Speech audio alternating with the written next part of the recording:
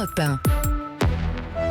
La matinale d'Europe 1 avec Mathieu Béliard, la suite et un sujet de l'actualité traité avec une personnalité que l'on n'attend pas. Ce soir, le match France-Andorre au Stade de France, c'est du football, match de qualification pour l'Euro 2020. On en parle avec Patrick Braouzek, ancien député maire de Saint-Denis. Bonjour Patrick Braouzek. Bonjour. Alors ce matin sur Europe 1, on fait appel à la mémoire, aux archives, aux souvenirs de chacun de nos auditeurs. Ce match de qualification n'est pas si anodin.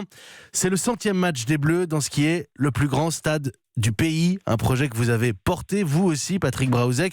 On peut dire qu'à Saint-Denis, il y a deux monuments, la Basilique des Rois et le Stade de France. Ah, c'est exact, oui, il y a effectivement deux monuments. La Basilique des Rois, sur lequel on travaille encore aujourd'hui, puisqu'on souhaiterait remonter sa flèche originelle. Et puis ce Stade de France, le début de l'histoire en 1993. Le plus grand stade du pays, avec d'ailleurs ce titre, le seul stade au monde à avoir accueilli une finale de Coupe du Monde de foot et une finale de Coupe du Monde de rugby. Qui est effectivement, en plus des mondiaux d'athlétisme, ceux de 2003, et qui va être aussi stade olympique à partir du moment où on va accueillir les Jeux Olympiques de 2024 en son sein. Début 98. Le seul stade au monde à avoir effectivement organisé ces 4 manifestations. Début 98, France-Espagne, on s'en rappelle très bien, le premier buteur du Stade de France, c'est Zizou. Mais ce que vous dites, Patrick Braouzek, c'est qu'il y avait eu un match avant ce France-Espagne. Oui, il y avait eu un match au mois de novembre entre les salariés des entreprises qui avaient construit ce stade et puis le Variété animé par quelques anciennes gloires.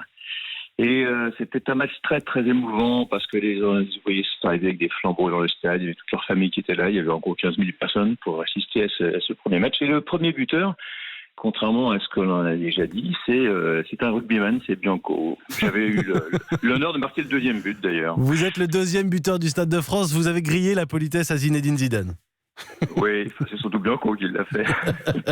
Bon, les grands moments de l'histoire des Bleus, de l'histoire moderne des Bleus et du foot français sont inscrits dans le Stade de France. Je rappelle évidemment la une du journal L'Équipe, le 13 juillet 98. Pour l'éternité, ça c'est le souvenir numéro 1, la finale de la Coupe du Monde, le doublé de Zinedine Zidane. Sportivement, il y a la qualification contre l'Ukraine aussi, les barrages de 2014 et cette formidable remontada, les buts de Mamadou Sakho. Il y a Patrick Braouzek au Stade de France, c'est aussi le lieu où Thierry Henry s'est illustré avec sa main.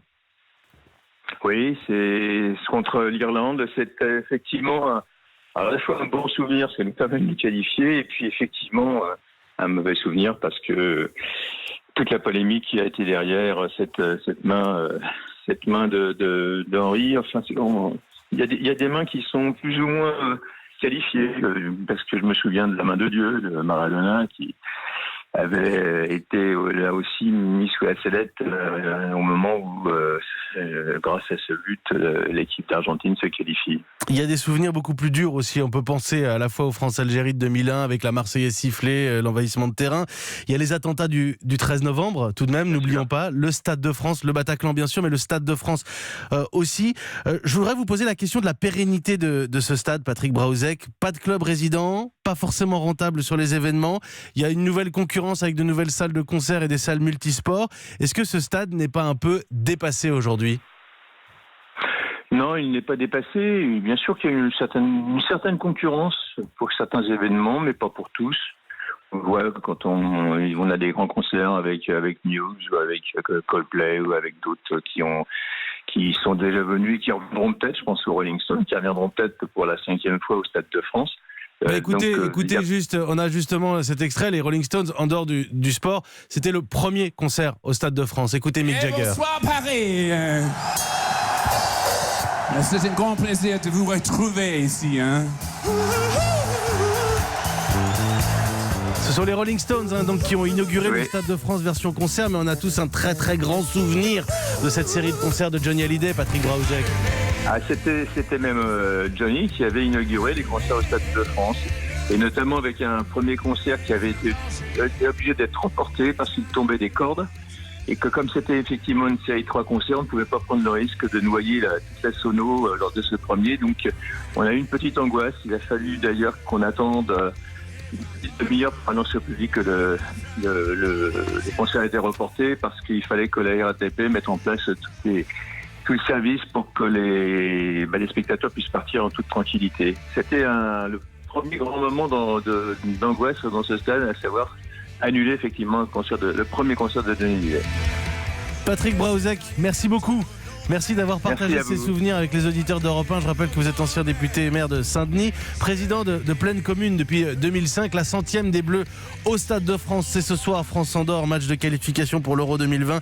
Pas forcément eu le temps de s'attarder dessus. Rappelons aussi la prouesse de Jean-Marie Bigard, un spectacle comique au Stade de France. C'était pas rien, plus de 80 000 places au Stade de France.